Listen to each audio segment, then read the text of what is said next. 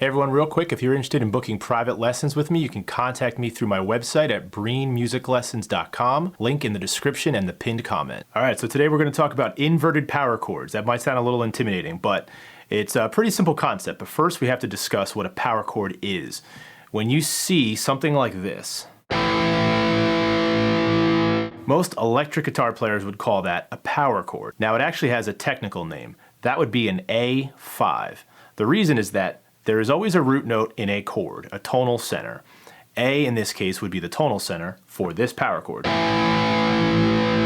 And there's only one other interval in there. It is the perfect fifth. Some players only use those two fingers, but you could also drop your pinky or bar your third finger across to the D string, and that will give you the octave of the root note. Just kind of fattens up the power chord a little bit more. It's not necessary, but it's something you can do. So that is the technical name for a power chord. The root note, whatever that root note is, and 5.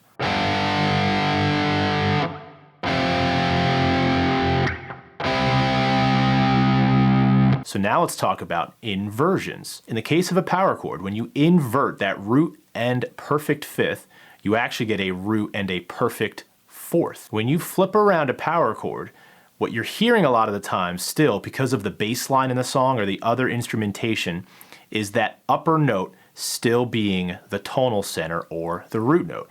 Case in point, Smoke on the Water by Deep Purple.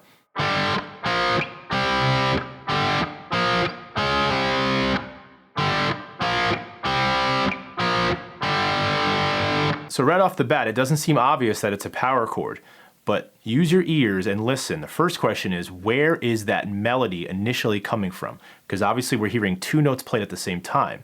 But if we carve away everything else and just hear the single note melody, what we find is that this is the essence of that riff.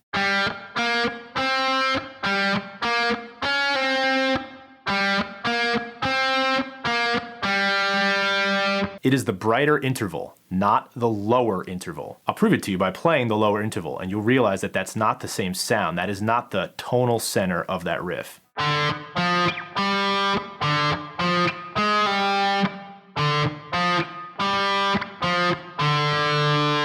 It makes Smoke on the Water sound like it's in the key of D, when we know if you go back and listen to the original recording, it is in the key of G. So a lot of classic rock bands have used the inverted power chord in that way to strip out the deeper pitch to make room for the bass guitar. If I wanted to, for example, play Smoke on the Water in a more modern, heavier kind of way, I would play in the lower register. Still in the same key in G minor, but it would sound a little thicker.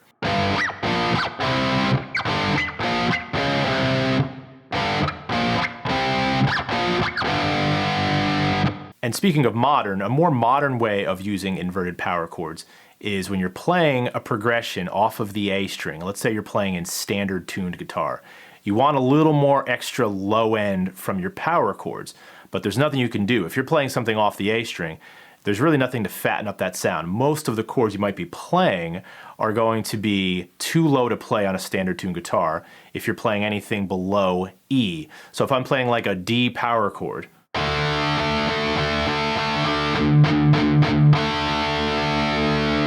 if I'm not in drop D tuning, then I can't make that chord sound any lower or deeper. But I can use an idea of a inverted power chord, and at least I get one of the notes off the low E string, which adds some bottom end to the sound.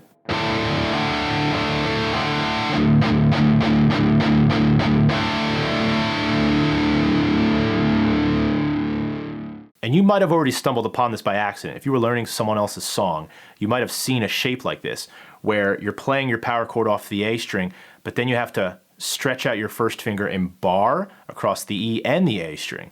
And you might not have realized what you were doing. You might have even thought that the low E string note is your root note for that chord, when in fact what you're hearing is an inverted power chord, and D is still the root note. So that is an inverted D power chord.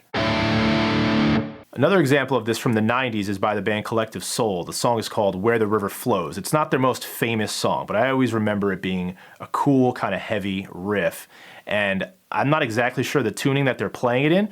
I would assume it's in standard tuning or E-flat tuning, something like that.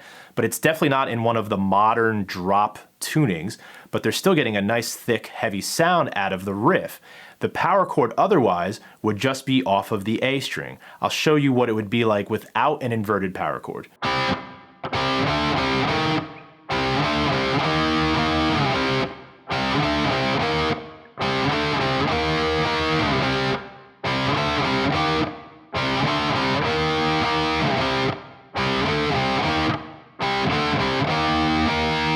Now, they don't play it that way. This is how I think they play it. When you listen to the recording, it's definitely got an inversion going on in there. The fifth interval is in a deeper register than the root notes.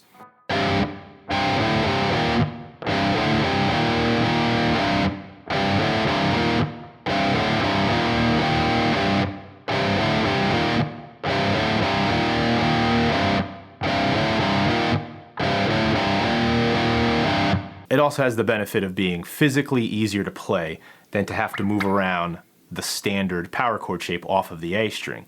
You're actually using it kind of like you would play a power chord in a drop tuning anyway. So hopefully I've demystified the concept of an inverted power chord for you. It makes things sound thicker and heavier, especially if you're in a standard tuning and you're not in some kind of drop tuning. And they kind of serve two different purposes. In the classic rock context, they're actually used to thin out a sound so that there's room for the bass guitar in the lower register. And then in the more modern version, like the 90s and beyond into the 2000s, it's a way to get a little more beef and some low end out of your power chords if you're in a standard tuning already and your progression is mainly on the A string. Then you can use that lower register, that lower fifth interval that you can usually find on the low E string.